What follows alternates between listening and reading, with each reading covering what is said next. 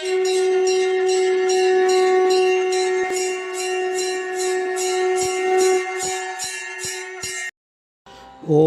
ஸ்ரீ குருப்யோ நம. ஓம் கம் கணபதையே நம. நம்ம ஸ்ரீநிகேதன் வலைதளம் வாயிலாக முருகப்பெருமானுடைய சாஸ்திரநாமத்திலிருந்து தினம் ஒரு நாமாவளியை சிந்திச்சிருக்கோம். இன்றைய தினம் 770வது நாமாவளியாக ஓம் விகல்ப பரிவர்ஜிதாய நமஹ.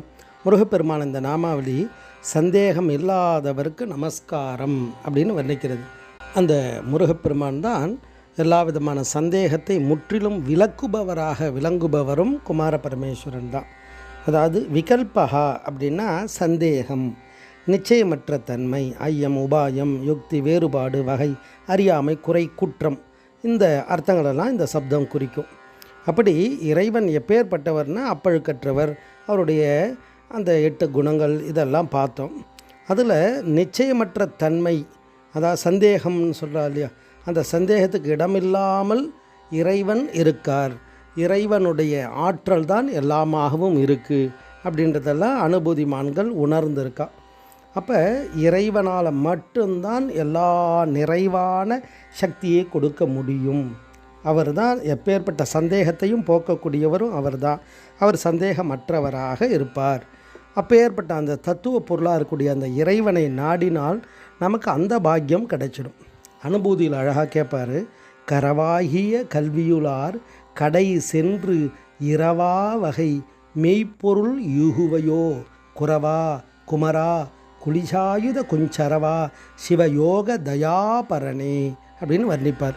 அதாவது கரவாகிய கல்வியுளார் அப்படின்னா அந்த கற்ற கல்வியை பிறருக்கு சொல்லி கொடுக்காம ஒழித்து வச்சுருக்க புலவர்கள்லாம் நிறைய இருந்திருக்கா அந்த காலத்தில். அதால் நிறைய கலைகளும் அழிஞ்சிருக்கு. அப்போ அது மாதிரி இருக்கக்கூடிய படித்ததை பிறருக்கு சொல்லணும், நல்லதை சொல்லி அடுத்த தலைமுறைக்கு கொண்டு போகணுன்ற அந்த உயர் எண்ணம் இல்லாமல் கறவுன்னு பேர். அந்த சில மாடு கூட அப்படி இருக்கும். அது தன்னுடைய கண்ணுக்குட்டி குடிக்கும்போது மட்டும் பாலை இறக்கும். அப்போ அந்த கண்ணுக்குட்டி எடுத்துகிட்டு பால் கறக்கலாம் அப்படின்னு போனால் அந்த பால் அப்படியே மேலே இழுத்துக்கும். அது அந்த மாட்டுக்கு அது மாதிரி சொல்லுவோம். அது மாதிரி சில படித்தவர்களும் அந்த குணத்தோடு இருப்பாளாம். அவள் என்ன பண்ணுவான்னா பிறருக்கு நல்லதை சொல்லி கொடுக்கக்கூடாது.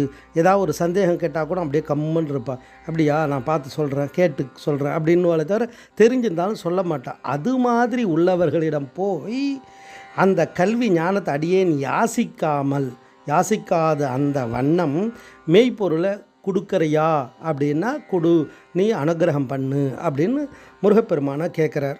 அப்படி முருகனுடைய அனுகிரகம் இருந்தால் மட்டும்தான் நம்ம எல்லா விதமான சந்தேகங்கள் எல்லாம் விலகி ஞானமானது பிரகாசிக்கும். ஏன் இந்த சந்தேகம் விலகணும் அப்படின்னா நம்ம இந்த பிறப்பு எடுத்து ஒவ்வொரு பிறப்புலையும் ஒவ்வொரு ஞானத்தை அடைஞ்சுட்டே வரோம். எப்படி குளித்தா உடம்பு அழுக்கு போகிற மாதிரி ஒவ்வொரு பிறப்பால் பல ஞானங்களெல்லாம் நம்ம அடைஞ்சுட்டே இருக்கோம். அந்த ஞானத்தினுடைய முடிவு என்னன்னா இறை அருள் மட்டும்தான். அப்போ அதை தான் திருப்புகழில் கேட்பார். மதியால் வித்தகனாகி மனதால் உத்தமனாகி பதிவாகி சிவஞான பரயோகத் தருள்வாயே அப்படின்னு கேட்பார்.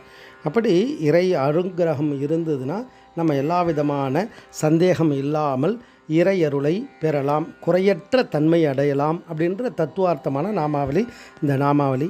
ஓம் விகல்ப பரிவர்ஜிதாய நமஹ. ஸ்ரீ குருப்யோ நமஹ. ஓம் சும் சுப்பிரமணியாய நமஹ.